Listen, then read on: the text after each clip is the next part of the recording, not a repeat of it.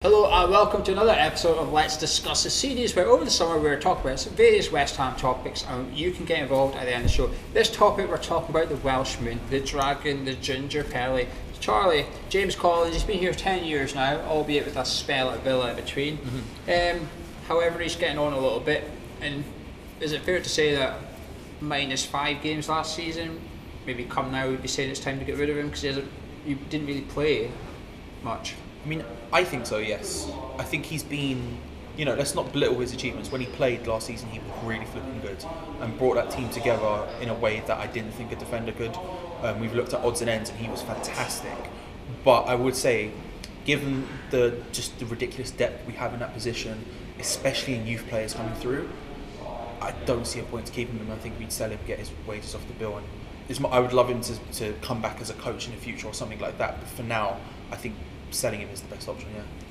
Did he surprise you when he came back into the squad at the end of last season? Very much.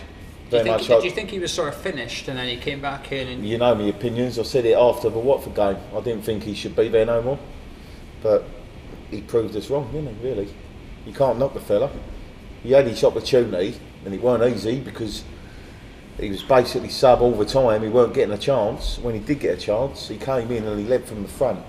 And him in the three, with Fonte and Reed, I thought that was magnificent towards the end of the season. Does he have to play in a 3 now though? He probably does, because he ain't got the pace, is he? If a player's got pace on him, they're going to beat him and they're off. He's never going to catch him again, is he? So we're bringing Zabaleta in to play right back, switching back to forward. Does that mean that in your opinion James Collins probably shouldn't be starting? I think he's had his day, and that's not being horrible. He's been a great West Ham player for many a season, but he has had his day. Whether you keep him or not, because if someone gets injured, you always know he's going to come in and give you 100%, but it depends how much you're paying him to sit on the bench waiting for a chance to come in. He's not going to be first choice, especially with Bonner coming back. There's no way you can have him as a first choice centre back, really. Well, let's get straight into it then, Charlie. Would you sell James Collins this summer? Yeah, I would sell him. I just don't see why, where he or how he gets into the team anymore, which is a shame. But yeah, I would sell him. But for a fourth choice centre back, is he not perfect for that role? In the sense he's probably not on big wages. He knows the club, he knows the fans, he loves the club and the fans. He will give 100%. I would say that. Yeah, I mean, you can't ask for a better fourth choice centre back in that sense. Like you say, the effort is faultless.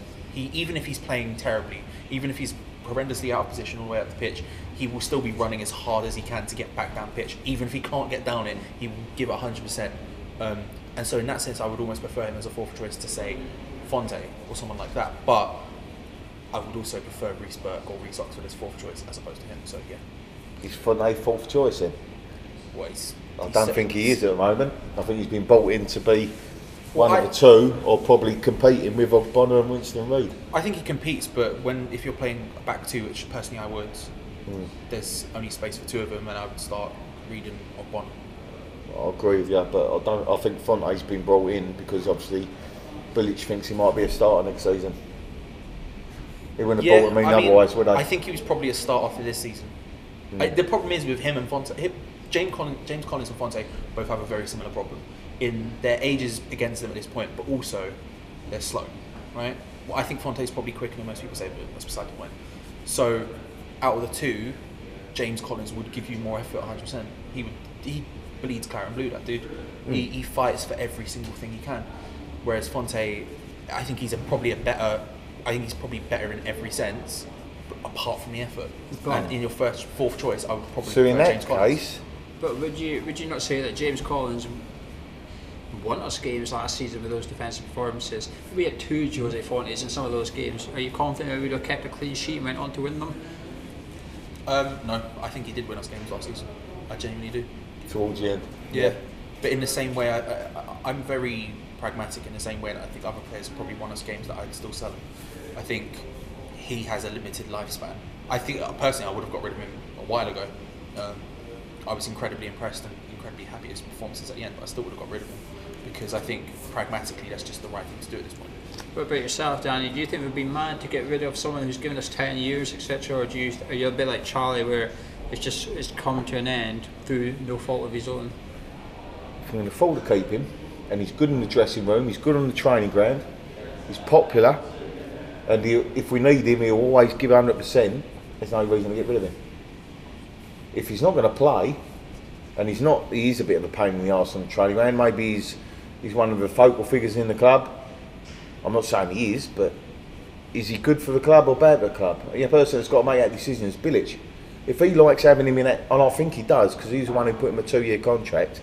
If he likes having him around the training ground with the other defenders, the other players, he's British, he's one of us.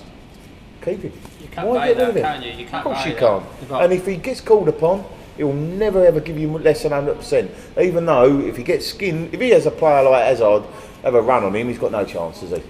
That's not his fault, is it? What I will say though is, I know Charlie is quite an advocate of selling James Collins, but one of the big influences, Charlie, would you still have the same stance if we didn't have Oxford, Burke and Rice behind him? Or is those 3 youngsters part of the reason you think we need to get rid of him because he's in the way? I think that solidifies it. I think there's still an argument to be made even if we didn't have those 3. I think when you've got we have a very deep squad, and I think we have several apart from right midfield, right wing, whatever you want to call it. Oh, sorry, left midfield, left wing. Apart from that, we have maybe 2 players in every single position, and so in order to upgrade, we need to sell them. Otherwise, they're just going to be dead wood hanging around. So I would still, if I was to say, out of the 4 other centre backs we have, the 4 centre backs, if you take out those youth ones, so Reed, Fonte, Ogbonna, Collins, he would still be the first to go, in my opinion. And if we were to buy one or to be looking to upgrade in that position, he would still be the guy I would sell in order to fund a move for the next one. Do you think he is sort of part of the reason that the 3 youth players can't get into the first team as much? I know it's more Bilic, but... Well, that's what I was going to say. He seems... I don't blame him. Bilic is probably very cagey on whether to give him a chance. You've got people like Oxford, as I say, against Arsenal. He played in that game where we went away to Arsenal. Tore him a bits at the start of the season last year, and then never got a look in again. But in again, he's gone on loan. What's he done? He's gone on loan. He hasn't set the world alight. I like the young lad that went to Bradford. Cullen. I mean, he's a good player. He's done well. Yeah, but back to centre backs. Well, Burke, is Burke good enough to play in the Premier League? I know you could say he hadn't had a chance, but last season he went on loan and failed, I believe. Yeah, well, he was injured a lot. His injuries didn't help. Oxford went on loan and failed. So you're saying get rid of players that are proven players. If you're in trouble, can you afford to put a player in that's failed in the Championship, League 2, League 1? I think we've seen some, like Burke, I think when he first came into the team he looked really good. Under Allardyce, I think he looked really good. I agree. And although he hasn't had the best of loan spells out, I would say that he's had decent games at other places. And there are other people like Martinez who I think has never played well, and I don't see why we'd start him. His entire thing is like, oh, he played well a bit and it didn't. There's someone like that, for example, I would agree with you, but I think Burke maybe has more right to that position, and also Burke isn't, again, he's not old by any stretch of imagination. He's still a youngster, but he's getting to the age where a decision has to be made on Burke, though. Exactly. Where was Burke on loan last year? Did we hear anything about performance? Was it Wigan? Did we hear anything about how well we played? No. Well, if you're playing at Wigan and you're not ripping it up... There was a period where he was playing right back, where I remember he was a write-off for Wigan. He was a write-off because of injuries. I think he did all right when he played, but the problem was he wasn't consistently fit enough. But is this the time where we need to make a decision on Reece Burke now? He's in his 20s now. It's getting to the point. You've got to make a decision on these players. As I said, it's so hard for players to break in from the youth team into the Is first it not even harder when there's 4 senior centre-backs in his way? Do you want to take a gamble when you're a Premier League team of putting a player in that might play 3 games and cost you all your points? So the way you're going to find out. I would, and I'll tell you why. Because the other players this season haven't done very well, have they? And they're supposed to be someone like Snodgrass, who's supposed to be Premier League proven, came in and flopped. What's the benefit to playing him as opposed to playing Reece Burke? I think Reece Burke's younger, he has more potential, everything like that. Do you know what I mean? Obviously with Snodgrass, it'd probably be someone like Quinner. Sure, and again, position. I would rather make Keenan than him, but I think when you look at the 4th choice, I would prefer that to be, if we do play 2 at the back, and again, this is all up in the air because formations and whatnot, that might change who we sell and who we don't, but I'm under the assumption that we would play 2 at the back, mainly because that's my preference. then Collins would be my fourth choice, and I would rather that fourth choice be a young player like Burke, who would need to step up in any. So there's an injury, instantly he's the one there to step up. That gives him the chance. If he's gone, if he's not good enough, then he's gone in January or whatever next year. That's it. But personally, that would be the way I'd play it, as opposed to having Collins, who is steadfast but is at the end for me. It's whether you can afford to play a player you're not 100% sure about, and that's being kind. But in Premier League. But earlier, at the very start of this video, you said you wanted Collins gone after the Watford game. So that means when you then started the next game, you weren't very sure about him. So you still started a centre back you weren't very sure about. No, I agree with you. I mean, I thought Collins' early season was terrible, but what's he done towards the end of the season? He's came in and been a warrior. You can't say any more than that. He's gave 100% and working with the three. I mean, Fonte, Reed and Collins has worked. So maybe that's why Fonte's looked better since that's been a three. So is it because of the formation and the three playing together rather than playing a flat back four?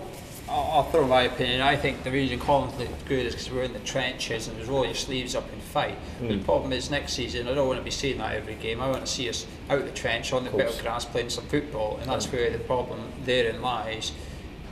Is he's the centre back most likely just to boot it down the middle of the pitch, and he did it a few times last year when he was playing good. There's a couple of times he just walloped it and we lost possession just like that. There's no need for it. But I'll leave it up to Collins personally. I said, do you want to go to Swansea, Cardiff or wherever it is in Wales and get another 3-4 year, because he spoke about how he wants to play until he's 40. I mean, that's another 7 years. He's not going to be here the whole time, but he's got to start thinking about his future, because if he sits at West Ham on the bench in a year's time, those clubs who might take him now, Cardiff, will think, well, you've not done any football for the last year, so he's going to become not washed up, unwanted, it's very easy to remember about a player, forget about a player like James Collins. I've got a more fun question coming up in a second. Well, he's done 10 years now, Danny. He has disappeared to the other claret and blue for a little stint, but that wasn't his choice, I don't think. But should he be the first testimonial in this new ground? Does he deserve a? I'll give him a testimonial. You got a player that left when he didn't want to leave, when I was trying to sell players, and he couldn't wait to come back. And we weren't the best team in the world. We didn't come back because we was a glory team. He came back and helped us stay up. The year Tevez was here. I mean, blimey. It wasn't the easiest time in the world, was it? If you got a player who wants to play for your club, he deserves a testimonial. If he's done 10 years service for you, and there's not many that do it nowadays, I'm sure he'd get a great reception and he'd have a full house. Charlie, do you think he deserves, and although let's remove whether you think he deserves to be here next season, remove the football and ability, this is about commitment, if you like, it's about loyalty, years of service. Do you think he deserves his game? Undoubtedly, and he's popular enough to sell massive amounts of tickets for charity in that place as well. Let's be honest about it, at the end of the day, testimonials, they're great for the player involved, like Noble or whatever, but they, for example, look how much money Noble raised for charity through that and that sort of stuff. This is a great event, and he's popular enough to do it, and I love him. Again, even though I think I would sell him, I love the guy. I can't help it. He's a battler, he's a warrior, and he's been here for such a long time. I understand the argument when people say, oh, he's spent it over 2 separate spells. He's been here for 10. He's played at West Ham for 10 years. And in this modern day of football, that's so rare. I think that's an achievement and something to be celebrated. And especially for someone like Ginger Pele, who is so beloved by basically everyone, even someone like me who thinks we should sell him. I totally agree with you. This move to the stadium is about writing history, if you like. And while it might not be the most glorious thing in your history, but in 15 years' time there will be a quiz question: who's the first player to have a testimonial at the London Stadium? And I couldn't think of anyone more fitting right now than James Collins. Since Mark Noble was the last Upton Park first at the London Stadium, I'd like to see it to be someone like James Collins, who understands the club, essentially. He understands the club, he understands the fans, and last season, while he was a warrior, he was, even if we got beat, he would always come and thank all the fans for their support, etc. You can't buy that. That's something you cannot buy. You can go spend 30 million on a player, but you can't buy that ingredient that James Collins has got. But this is where we want to know your opinion on James Collins. Do we keep him, or do we look to move him on and let him go somewhere else and earn a big contract to secure his future, if you like? And also testimonial. It's a big topic among West Ham fans right now. Does Ginger Pele deserve one game to celebrate his 10-year service to the club, maybe 11 years at the end of next season, you can do that. Get your phone out, record yourself for 60 seconds with your opinion, send it to gonzohammerschat@gmail.com. The email address is below. Leave your comment below as well. If you enjoyed the video, drop a like on it. If you haven't subscribed, do subscribe. If you're already subscribed, stay subscribed. That's been Charlie, that's been Danny, I've been Gio, we've been Hammer's Chat. Thank you very much for watching.